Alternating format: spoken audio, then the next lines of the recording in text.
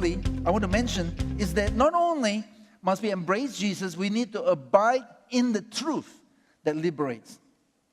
You see, it's to be free, it's not just embracing the person of Jesus alone. There's more than that. There's the truth that He is and He brings to us that we need to begin to abide in it. So the question is, so what's involved? Well, let me point out a few things. Firstly, the truth must be held onto. Verse 31, to the Jews who believe Him, Jesus said, if you hold to my teachings, you're really my disciples. Now, at this juncture, some of the Jews had already chosen, yes, wow, we believe that Jesus is the Messiah. So they did believe. But Jesus was saying it's more than that. Not just believe, you have to hold on to what I have taught. If you want to be a true believer, you have to hold on to my teachings. In other words, they need to receive, they need to continually apply the truths He brings. Why is that necessary? Okay, let me try and illustrate this. Imagine you went to see a dentist because you heard he's an excellent dentist. And we have quite a number of dentists in our church. All the dentists, yeah, God bless you, you know. Some of them are your source of pain. But so anyway, if you go to the dentist and the dentist gives you advice how to take care of your teeth, but you fail to pay attention to his advice, guess what? You will not do the right things with your teeth. Then guess what? Your teeth will start to rot. Is it the dentist's fault? No, it's ours. We didn't pay attention. How many of you done this? I have. I mean, sometimes I think to myself, it's not my fault, you know. When you've been sitting there in the dentist chair for half an hour, and that guy has been prodding, pushing, bring his jackhammer, micro jackhammer, and then he gasses you, he needles you.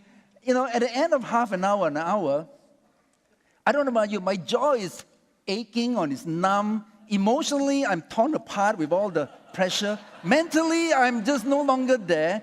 At the end of all this traumatic experience, the dentist says, now I need you to do a few things to your teeth. And you're like, yeah. Oh, sure. Oh, anything. Let me get out here. Right? I don't know about you, but I've experienced that. You know, it's like, one guy said, what did the dentist say? I don't know. I'm too shy to admit I don't know what he said. And sometimes like this with the truth, we didn't really hear it. Now, what happened if we did listen to the dentist, but we don't think too much about it? We say, the dentist. I can take care of my teeth just as well. Guess what?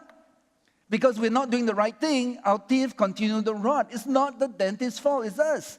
We did not apply it. Or maybe some of us, we heard it, we started doing it, and then we got lazy. Years ago, the dentist told me you got to floss. Oh, yeah. Okay, floss. Oh, so tedious, and with floss. You know, I go to bed very late. By the time I go to bed, I'm about to hit the sack. So, then maybe don't floss one day. Don't floss second day. Don't floss a year. We got lazy, right? What happens then? My teeth rot. You see, there's often a process involved for truth to liberate us. We must hold onto it. We must continue in it. When God gives us certain truths, it's to help us, and we need to walk in it. It's part of the sanctification process that helps us mature, disciplines us, and so forth. And that's what we're talking about making disciples is all about. What's our 3 priorities? Win souls, make disciples, build churches. Can you say this after me? Win souls, make disciples, build churches. Can we say it one more time aloud? Win souls, make disciples, build churches. And that's very much part of the heart of God. If we're going to embrace the truth and walk in it, Jesus said, then you are truly my disciples. Wow. Another thing that we need is that truth must be known. In verse 32, it says, then you will know the truth. What is Jesus talking about? Don't we already know the truth? When you told it to us and we understood, isn't that knowing the truth? Well, I believe it's a bit more. You see, after we understand, after we apply, when we begin to apply, we really begin to experience the benefits. We begin to understand better how it works. And we begin to develop convictions about it. We become more familiar with the truth. we begin to get convicted and live out, that's when we really know the truth.